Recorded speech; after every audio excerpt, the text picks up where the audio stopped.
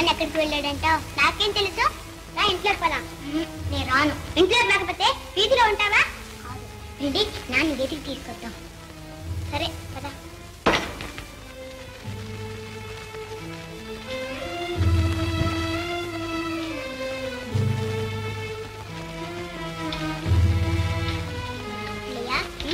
నాకు ఆకలి వేస్తుందన్నయ్య. సరే లారా. ఇదిగో నీళ్లు తాగు. నీళ్లు తాగినా ఆకు తాగితే ఆకలేదు. నేను నిన్న తాగి చూసాను. రాగు కడుపు నిండా తాగితే చాలు, ఇంకొద్దు.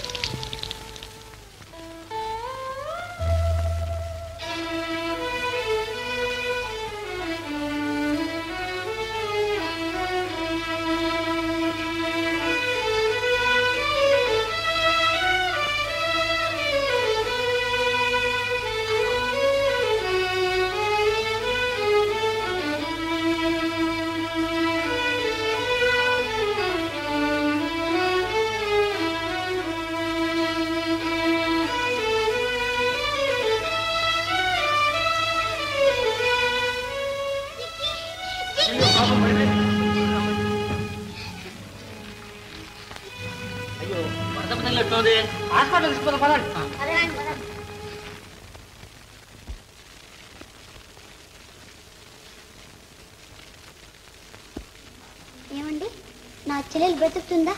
మరేం భయం లేదు, తొందరగా నయమవుతుంది. డాక్టర్ గారు, మళ్ళీ నేను ఎప్పుడు రాను?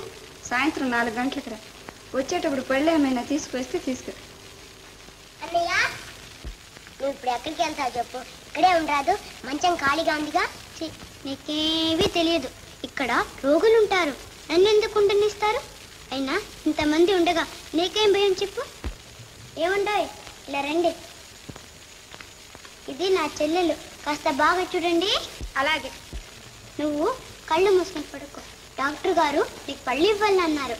సాయంత్రం తీసుకొస్తాను. పడుకో.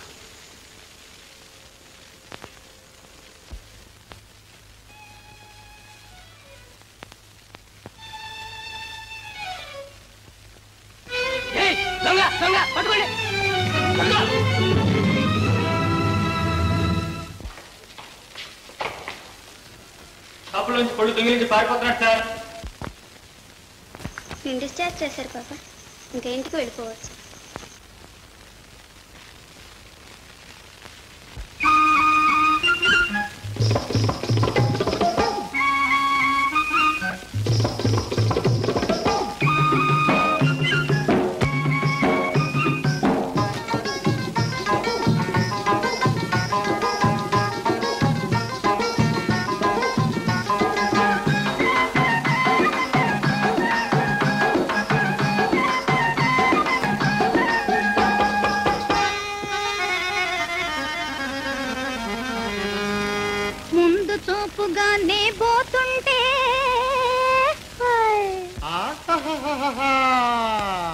ముందు చూపుగానే పోతుంటే వెనక ఊపుగా నువ్వు వస్తుంటే, ముందు చూపుగానే పోతుంటే వెనక ఊపుగా నువ్వు వస్తుంటే, అందరూ గుసగుసలాడిరిరో సైరా అన్న రాజా. కిలకిల నవ్వు చూచి నీ నడకలు చూచి, కిలకిల నవ్వు చూచి నీ నడకలు చూచి.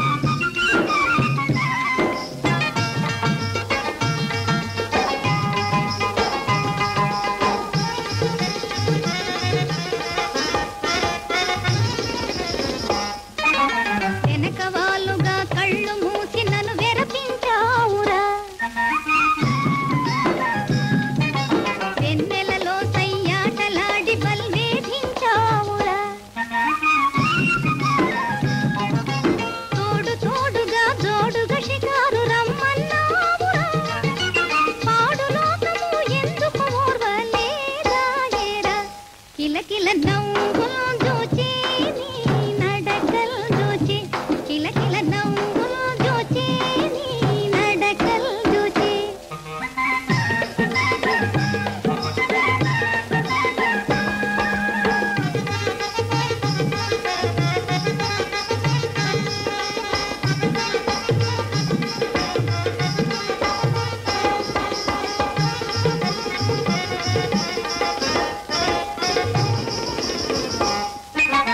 అదే పనిగా నన్నల్లరి పెడితే ఫలితం లేదుర బావా అదాటుగా మన మనసులు కలిసిన అందం ఉన్నది బావా హాయి హాయిగా ఇద్దరి స్నేహం అల్లపనాలిరా చేయి చేయి కలిపితే లోపును సిగ్గుపడాలిరా కిలకిల నవ్వులు జోచి నీ నడకలు జోచి కిలకిల నవ్వులు జోచి నీ నడకలు జోచి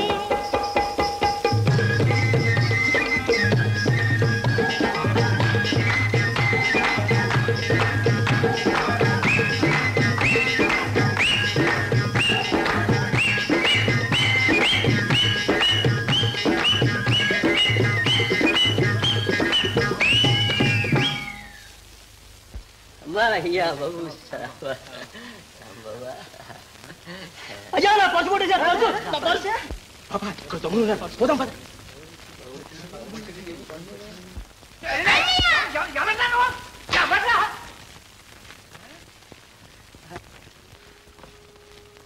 ఎవరమ్మాయి తల్లి నువ్వు విశ్వనాథం గారి అమ్మాయిని. ఏ విశ్వనాథం చెప్పమా మా నాన్నే. మీ ఇల్లు ఎక్కడా మా అన్నయ్యకి తెలుసు. మరి మీ అన్నయ్య ఏడి? ఇంకెళ్ళాడు. మరి ఇప్పుడు ఏం చేస్తావు? నడుస్తావా? వద్దు పని మా ఇంటికి వెళ్దాం, వస్తావా? అది కాదు పాప, నువ్వు మా ఇంటికి వస్తే మీ నాన్న అన్నయ్య ఎక్కడున్నారో తెలుసుకొని నిన్ను అక్కడికి తీసుకెళ్ళి దిగబెడతా. రామ్మా రామ్మా, చూడు రావు, ఇదిగో నాకట్టు చూడు, అటు వెళ్తున్నా వెళ్తున్నా. పాప రావు,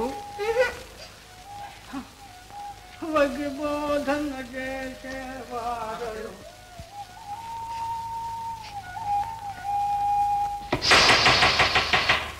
ఆంజనేయులు, ఇక మీద జాగ్రత్తగా ఉంటావా? బుద్ధిగా నడుచుకుంటావా? దొంగతనం చేస్తావా? సరే వెళ్ళు. జానకిరావు, నీ సంగతి ఏమిటి?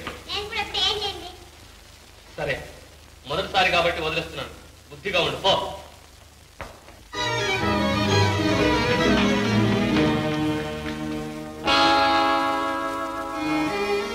డాక్టర్ గారు, మా చెల్లి లేది, ఇక్కడ ఉండాలి. ఇంటికి పంపించి వేశారు.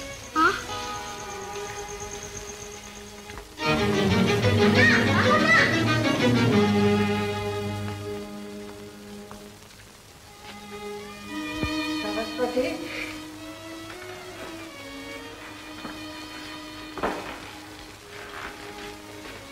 ఏమిటి పిచ్చి నీకు సరస్వతి? పిచ్చి కాక ఏమిటండి, నిన్న మొన్నటి దాకా మన కళ్ళ ముందు తిరుగాడుతూ ఉండేది. ఇంకా ఏ మూలం అమ్మా అని పిలుస్తున్నట్లే అనిపిస్తుంది. ఇంతలోనే మన పాప ఎంత దూరం అయిపోయిందండి. లేదు సరస్వతి, మన సరళ మనల్ని విడిచి ఎక్కడికి వెళ్ళలేదు. ఎప్పుడు మన దగ్గరే ఉంది, మన హృదయంలో ఉంది. ఇవాళ ఎంత వింత జరిగిందో తెలుసా సరస్వతి? నేను వస్తూ ఉంటే రోడ్డు మీద ఒక అమ్మాయి ఏడుస్తూ కనిపించింది. ఎప్పుడైనా బజార్కి నాతో తీసుకువెళ్ళనంటే మన సరళ ఏడ్చేది చూడు, బుట్ట ముట్టి పెట్టి అని ఎక్కెక్కి ఏడ్చేది. అచ్చం అలాగే కనిపించింది. నేను వదిలి రాలేకపోయినాను. పలుకరించి చూస్తే ఎవరో తప్పిపోయిన పిల్లలా ఉంది. పోనీ మా ఇంటికి రా అమ్మా, తీసుకొని వెళ్తాను అని అడిగాను, బతిమాలాను. కానీ ఆమె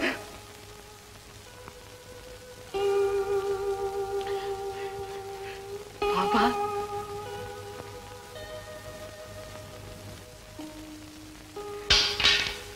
రామ్మా. చూడు సరస్వతి, మనం తప్పిస్తున్న సరళ తిరిగి వచ్చింది.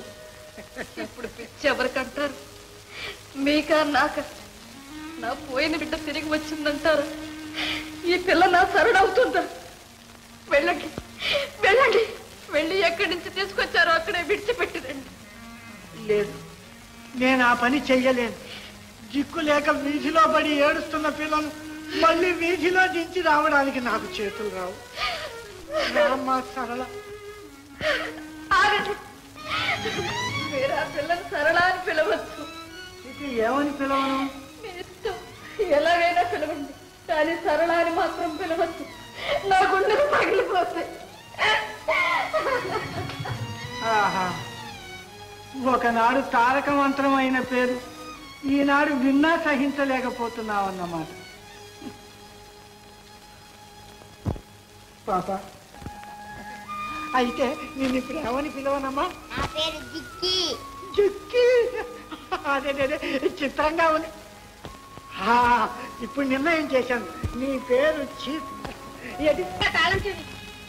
పిల్లలు మీకు ఇచ్చి వెళ్ళారా? అంత లక్షణం కూడానా? నువ్వు కన్న బిడ్డలేగా తలుపులు బాగా తీసిపోయారు. గతి లేక చచ్చినట్టు కాపలా కాస్తున్నారు. అప్పటి నుంచి పిల్లలు ఇంటికి రానే లేదా? ఏమైనట్టు? ఎక్కడున్నారు నా పిల్లలు? నేను వెళ్ళి వెతికి తీసుకొస్తాను. ఈ మీరే కట్టి పెట్టండి.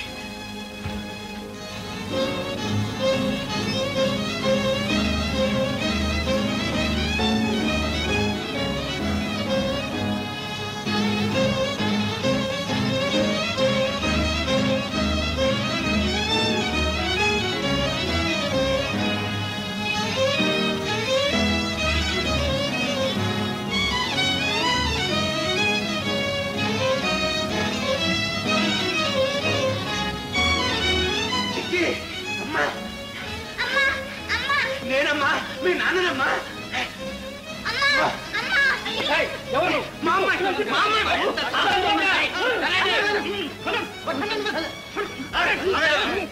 దొంగ విధవా, వస్తువుల కోసం పిల్లలు పారిపోతున్నాడు. బాబు వదండి, నా పిల్లల్ని వెతుక్కోవాలి. నా పిల్లలు జానీ, జిక్కి.